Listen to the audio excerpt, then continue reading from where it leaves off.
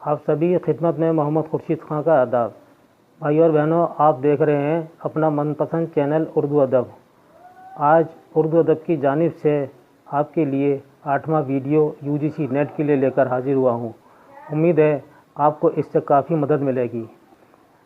ناظرین، اب آپ نے کافی حد تک اپنی پوری تیاری کر لی ہے، لیکن آپ نے نثری اصناف میں داستان، ناول، افسانہ اور ان کے اجزائے ترکیبی آپ ضرور یاد کر لیں، اور شعری اصناف میں مثنوی، مرثیہ، غزل، قصیدہ، رباعی، ان کی تعریف اور ان کے اجزائے ترکیبی آپ ضرور یاد کر لیں۔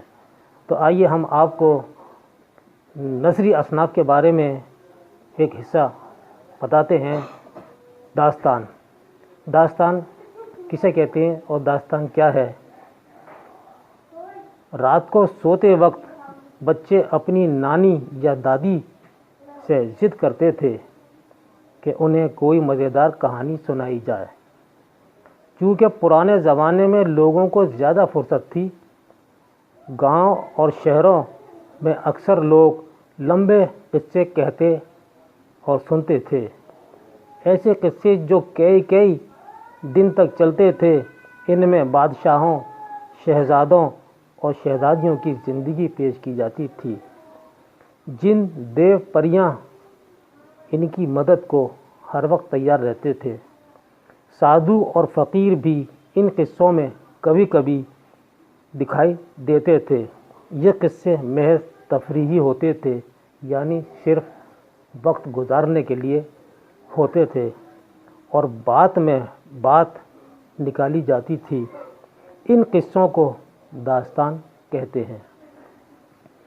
زمانے کی ترقی کے ساتھ داستانوں اور داستان گوئی کا رواج ختم ہو گیا، اور اس کی جگہ ناول اور افسانے نے لے لی۔ قصہ طوطا مینا، طلسم ہوش ربا، آرائش محفل، الف لیلہ، باغ و بہار مشہور داستانیں ہیں۔ ناظرین، قدیم نثر کا حصہ داستان ہے۔ اگر قدیم نثر میں آتا ہے کہ کوئی آپشن آپ کو ملتا ہے کہ قدیم نثر میں غزل ہے، نثر ہے، داستان ہے، تو آپ داستان کو ہی ٹک کریں گے۔ داستان کی تعریف ہم اس طرح بھی کر سکتے ہیں کہ جب انسان دن بھر کا تھکا ماندہ شام کو گھر آتا ہے، کھانے پینے سے فارغ ہو کر جب آرام سے بیٹھتا ہے تو اپنی آپ بیتی سناتا ہے۔ اسی آپ بیتی نے ترقی کر کے داستان گوئی کی شکل اختیار کر لی۔ داستان ایک رومانی کہانی ہے جس میں حسن و عشق کی رنگین خیالی واقعات و حادثات وغیرہ کو بڑے ہی دلچسپ انداز میں پیش کیا گیا ہے۔ داستان کا خاص مقصد سننے والوں کو محض تفریح کرانا ہے۔ ان قصوں میں سچائی کے برعکس تخیل کی کار فرمائی ہی نظر آتی ہے۔ اس میں سچائی سے برائے نام کام لیا جاتا ہے، کیونکہ داستان گوئی کا رواج ہی دل کو بہلانے اور وقت کو گزارنے کے لیے کیا گیا تھا۔ انسان جن آرزوؤں کو پورا نہیں کر پاتا، ان کو وہ خوابوں میں پورا کرنا چاہتا ہے، اور یہی آرزوئیں ان کو داستانوں میں پوری طرح نظر آتی ہیں۔ یہ ہے مختصر داستان کی تعریف۔ داستان کے اجزائے ترکیبی، تو ناظرین آپ لکھ لیجیے۔ داستان کے اجزائے ترکیبی: نمبر 1، پلاٹ۔ داستانوں اور قصوں کے پلاٹوں میں کسی حد تک یکسانیت پائی جاتی ہے۔ داستان گو ایک قصے میں کئی قصے ملاتا جاتا ہے۔ اس کو یہ معلوم نہیں رہتا کہ قصے کا کیا انجام ہوگا۔ ہفتوں تک یہ داستان چلتی رہتی ہے۔ دوسرا اجزا ہے کردار نگاری۔ داستانوں میں کردار نگاری بھی نمایاں پائی جاتی ہے۔ اس میں انسانوں، جانوروں اور پرندوں کے کردار بھی خوب نظر آتے ہیں۔ داستان میں بادشاہوں، وزیر، شہزادوں، شہزادیوں کے کردار ارد گرد گھومتے نظر آتے ہیں۔ اس میں حسن و عشق کے واقعات کے کردار کو اس طرح پیش کیا جاتا ہے جیسے انہوں نے زندگی کی منزلیں فطری طور پر طے کر لی ہیں۔ مافوق الفطرت عناصر یہ داستان کا اہم جز ہے۔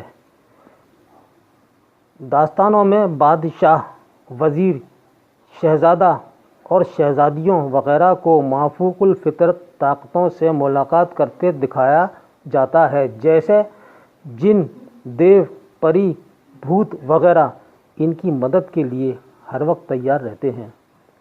اس سے کہانی میں دلچسپی اور خوف کے اثرات نمایاں ہو جاتے ہیں۔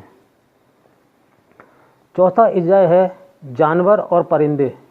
داستانوں میں جانور اور پرندوں کا بھی ایک اہم رول ہوتا ہے۔ اس میں جانور اور پرندے انسان کی مدد کرتے دکھائی دیتے ہیں۔ پانچواں اجزاء ہے مرکزی خیال۔ مرکزی خیال داستان کی جان ہوتی ہے۔ اسی خیال کے ارد گرد داستان کو اپنے تخیل کے تانے بانے بنتا ہے۔ مرکزی خیال ہی داستان کو اختتام تک پہنچاتا ہے۔ یہ تھے داستان کے اجزاء ترکیبی۔ داستانوں کا آغاز، اس پہ تھوڑا سا بات ہم آپ کو بتاتے ہیں کہ اردو ادب میں داستان گوئی کا آغاز فورٹ ولیم کالج سے ہوا۔ داستان گوئی سے اردو زبان کے فروغ میں قابل قدر اضافہ ہوا۔ داستان نگاروں میں حیدر بخش حیدری، میر شیر علی افسوس، محمد حسین جاہ اور رجب علی بیگ سرور وغیرہ نے داستانیں لکھیں۔ اردو میں داستان گوئی کا آغاز سب سے قبل منظوم قصوں میں ہوتا ہے، جیسے مثنوی شعلہ عشق، خواب و خیال، مثنوی سیر البیان اور گلزار نسیم وغیرہ بے حد مقبول و مشہور مثنویاں ہیں۔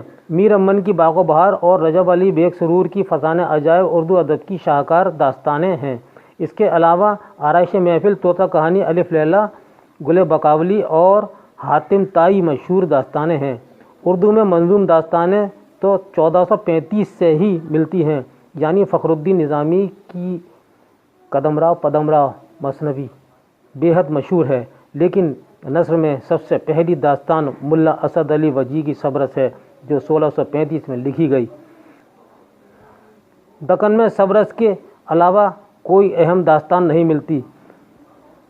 Fort Saint George College Madras نے دکنی داستانوں کی اشاعت میں اہم کارنامہ ادا کیا ہے۔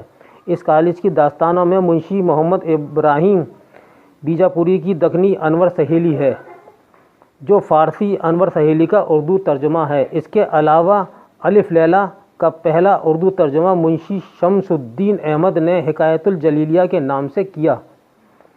اس کے علاوہ دکنی سنگھاسن بتیسی اور ملکہ زماں و کام کندلا بھی فورٹ سینٹ جارج کالج کی اہم داستانیں ہیں۔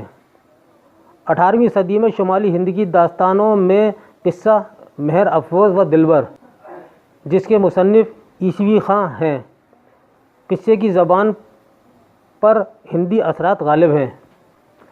18ویں صدی کی دوسری اہم داستان محمد حسین عطا خاں حسین تحسین کی نوطرز مرصع ہے۔ یہ داستان فارسی چہار درویش کا اردو ترجمہ ہے۔ نوطرز مرصع قصہ چہار درویش فارسی کا اردو ترجمہ ہے، جو میر عطا حسین تحسین نے 1775 میں فارسی سے ترجمہ کیا تھا، اور اس کے 25 سال بعد میر امن نے فارسی قصہ چہار درویش کا اردو میں ترجمہ باغ و بہار کے نام سے کیا، جو اردو ادب کی تاریخ میں بے حد مقبول و مشہور ہے۔ اس کا آپ کو یاد رکھنا ہے کہ نوطرز مرصع 1775 میں لکھی گئی اور باغ و بہار 1802 میں لکھی گئی۔ شمالی ہند کی ایک اور اہم داستان مہر چند کھتری کی نو آئین ہندی عرف قصہ ملک محمد اور گیتی افروز ہے، جو 1793 میں سادہ اور آسان نثر میں لکھی گئی۔ اب ایک نظر ڈالتے ہیں قدیم داستانوں پر جو آپ کے نصاب میں شامل ہیں۔ سب سے پہلے سبرس، یہ ملا اسد اللہ وجی کی تصنیف ہے جو 1635 میں لکھی۔ سبرس اردو کی پہلی نثری داستان ہے۔ یہ ایک تمثیلی داستان ہے۔ سبرس میں چھوٹے بڑے 76 کردار شامل ہیں۔ اس کا مرکزی کردار دل ہے جو اس داستان کا ہیرو ہے، اور ہیروئن کا نام حسن ہے۔ حسن بادشاہ کی بیٹی ہے۔ سبرس کا سب سے اہم اور جاندار کردار نظر کا ہے، اور عشق مشرق کا بیٹا ہے۔ سبرس کو پہلی بار مولوی عبدالحق نے اپریل 1925 میں رسالہ اردو میں متعارف کرایا۔ ملا اسد اللہ وجی محمد قلی قطب شاہ کا درباری شاعر تھا۔ سبرس عبداللہ قطب شاہ کے عہد میں لکھی گئی۔ دوسری داستان ہے رانی کیتکی کی کہانی۔ یہ انشاء اللہ خاں انشا کی تصنیف کی ہوئی ہے جو 1803 میں لکھی گئی۔ یہ انشا کی تبازات نثری داستان ہے۔ انشا نے رانی کیتکی کی کہانی نواب حسین علی خاں کی فرمائش پر لکھی تھی۔ اس کہانی کے مرکزی کردار ہیں ہیرو کنور ادیبان ہے اور ہیروئن رانی کیتکی کی ہے۔ رانی کیتکی کی سہیلی مدن بان ہے اور کنور ادیبان کے باپ کا نام سورج بھان ہے، اور رانی کیتکی کے باپ کا نام جگت پرکاش ہے۔ یہ اس کہانی کے اہم کردار ہیں۔ اب اس کے بعد تیسری داستان ہے باغ و بہار۔ میر امن کی یہ تصنیف ہے۔ باغ و بہار ڈاکٹر جان گلکرسٹ کی فرمائش پر 1801 میں لکھنا شروع ہوئی اور 1802 میں مکمل ہوئی۔ باغ و بہار امیر خسرو کی فارسی کتاب قصہ چہار درویش کا اردو ترجمہ ہے۔ میر امن نے دوسری کتاب میر وائز حسین کاشفی کی فارسی کتاب اخلاق محسنی کا اردو ترجمہ بھی کیا اور اس کتاب کا نام رکھا گنج خوبی، لیکن باغ و بہار کے مقابلے میں یہ کتاب مقبول و مشہور نہ ہو سکی۔ باغ و بہار کے مرکزی کردار ہیں آزاد بخت، خواجہ سگ پرست، دمشق و بصرے کی شہزادیاں، بختیار، بہرام خاں، جنوں کے بادشاہ، ملک شہپال اور ملک صادق اور شہپال کی بیٹی روشن وغیرہ اس داستان کے اہم کردار ہیں۔ اب آئیے آخری داستان ہے فسانہ عجائب۔ یہ رجب علی بیگ سرور کی مشہور داستان ہے جس کا اردو ادب میں اہم مقام حاصل ہے۔ یہ داستان رجب علی بیگ سرور نے 1824 میں شائع کی۔ فسانہ عجائب شمالی ہند کی پہلی تبازات داستان ہے۔ بعض ناقدین نے فسانہ عجائب کو ناول بھی بتایا ہے۔ فسانہ عجائب کا ہیرو جان عالم ہے اور ہیروئن انجمن آرا ہے۔ فسانہ عجائب کا سب سے جاندار کردار ملکہ مہر نگار کا ہے۔ ماہ طلعت، وزیر زادے، طوطا، سوداگر اور دیونی وغیرہ بھی فسانہ عجائب کے اہم کردار ہیں۔ ناظرین، یہ تھا قدیم داستانوں پر آج کا سبق۔ اب ہم اس سبق کا اعادہ کرتے ہیں، یعنی اس سبق کو دہراتے ہیں، اور آج اعادے میں ہم ان داستانوں پر معروضی سوال آپ کے لیے بنائے ہیں اور امید کرتا ہوں کہ یہ آپ کو بہت اہم ثابت ہوں گے۔ آئیے، اس کا سب سے پہلا سوال ہے، سبرس کے مرکزی کردار کون کون سے ہیں؟ حسن، دل، عشق اور نظر اس کے مرکزی کردار ہیں۔ سبرس کتاب کو ملا اسد اللہ وجی نے سبرس کے علاوہ کون سے نام دیے؟ صحیح جواب ہے گنج العرش بحر المعانی۔ یعنی ملا اسد اللہ وجی نے اپنی تصنیف سبرس کو سبرس کے علاوہ گنج العرش اور بحر المعانی بھی کہا ہے۔ سبرس کے چھوٹے بڑے کرداروں کی کل تعداد کتنی ہے؟ صحیح جواب ہے چھوٹے بڑے 76 کردار ہیں۔ اگلے سوال پر چلتے ہیں. صبرس کی ہیروئن حسن کس کی بیٹی ہے؟ صحیح جواب ہے بادشاہ عشق کی بیٹی ہے. صبرس کا ہیرو جس کا نام دل ہے یہ کس کا بیٹا ہے؟ صحیح جواب ہے دل بادشاہ عقل کا بیٹا ہے. صبرس کو سب سے پہلے مولوی عبدالحق نے اردو دنیا سے متعارف کس سن میں کرایا؟ صحیح جواب ہے اپریل 1925 میں اردو دنیا سے متعارف کرایا. تکنی اردو کی پہلی نثری کتاب صبرس کا سن اشاعت کیا ہے؟ صحیح جواب ہے 1635 میں صبرس شائع ہوئی. اردو کی پہلی تمثیلی داستان کون سی ہے؟ اگر یہ سوال آتا ہے کہ اردو کی پہلی تمثیلی داستان کون سی ہے تو اس کا بھی جواب آپ صبرس ہی دیں گے.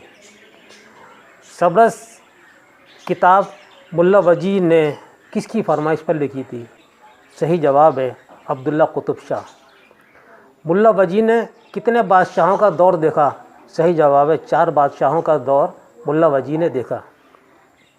یعنی ابراہیم قطب شاہ سے عبداللہ قطب شاہ تک کا دور اسد اللہ وجی نے دیکھا.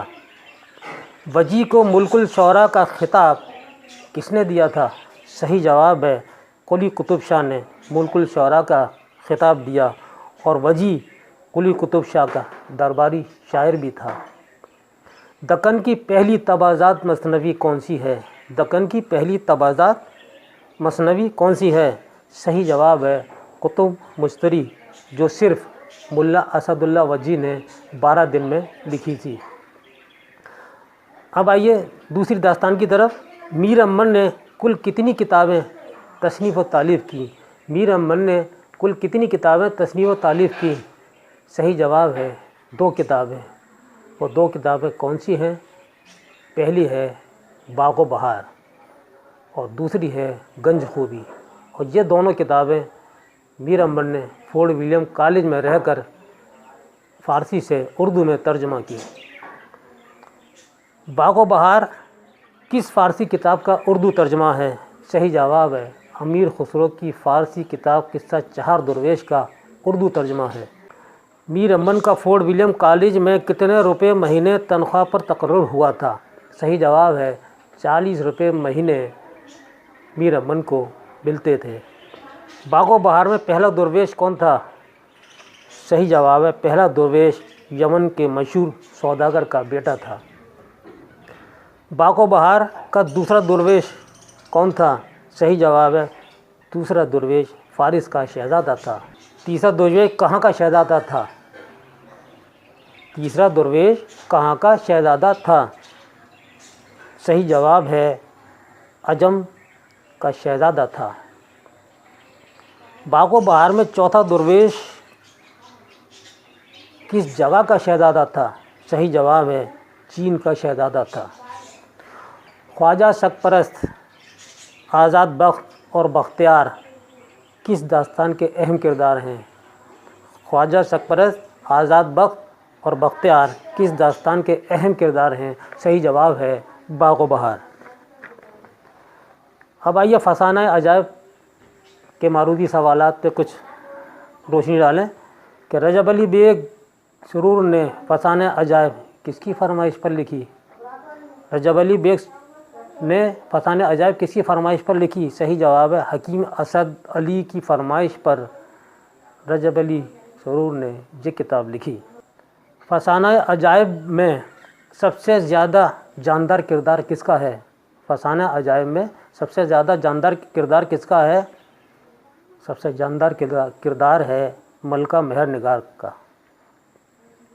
فسانہ عجائب میں ہیرو کون ہے؟ فسانہ عجائب میں ہیرو جان عالم ہے اور ہیروئن اس کی انجمن آرا ہے. فسانہ عجائب کا مصنف کون ہے؟ صحیح جواب ہے رجب علی بیگ سرور. شمالی ہند میں اردو کی پہلی تبادات داستان کون سی ہے؟ صحیح جواب ہے فسانہ عجائب. فسانہ عجائب میں کس شہر کی تہذیب و معاشرت کی عکاسی کی ہے؟ صحیح جواب ہے لکھنؤ کی. رانی کیتکی کی کہانی یہ इंशाअल्लाह खां इंशा की तसनीफ़ है रानी केतकी की कहानी।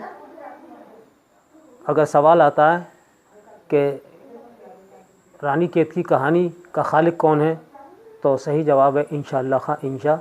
या तसनीफ़ किसकी है? इंशाअल्लाह खां इंशा। दूसरा सवाल है, इंशाअल्लाह खां इंशा ने रानी केतकी की कहानी किसकी फरमाइश पर लिखी? सही जवाब है नवाब हुसैन अली ख़ां की फरमाइश पर यह कहानी लिखी थी। रानी केतकी की कहानी के हीरो और हीरोइन के नाम क्या हैं? सही जवाब है हीरो कुंवर उदयबान और रानी केतकी हीरोइन है। रानी केतकी की कहानी का सबसे जानदार किरदार मदन बान का है। मदन बान रानी केतकी की क्या लगती है? रानी केतकी की सहेली मदन बान लगती है। रानी केतकी के बाप का नाम क्या है? रानी केतकी के बाप का नाम जगत प्रकाश है। सूरजभान किसका बेटा है? सूरजभान कुंवर उदयबान का बेटा है। तो नाज़रीन, ये था हमारा आज का वीडियो, और मुझे उम्मीद है और आपसे भी उम्मीद रखता हूँ कि आप मेरे वीडियो को ज़्यादा से ज़्यादा लाइक करेंगे और इसको अपने दोस्तों को, अपने भाई बहनों को और जो तालिबे इल्म हैं उन तक पहुंचाने की कोशिश करें और ज़्यादा से ज़्यादा सब्सक्राइब करें। और जब आपका पेपर हो जाए तो मुझे ज़रूर मैसेज करें कि आपका पेपर कैसा हुआ, कि आपने किस हद तक कामयाबी हासिल की। मुझे इस बात की खुशी होगी और मैं कोशिश इस बात की भी करूँगा कि एक आध और आपको वीडियो डालूँ। और अगर आपको कोई बात पूछनी है तो आप मुझे बराह रास्त फ़ोन भी कर सकते हैं। कोई सवाल पूछना हो या कहीं दिक्कत आ रही है, कहीं रुकावट आ रही है, और या उर्दू के बारे में कोई भी सवाल आपको करना है, तो बिला झिझक आप मुझे फ़ोन से रब्ता कर सकते हैं। इसके साथ ही अब मोहम्मद खुर्शीद खां को इजाज़त दीजिए। अल्लाह हाफ़िज़।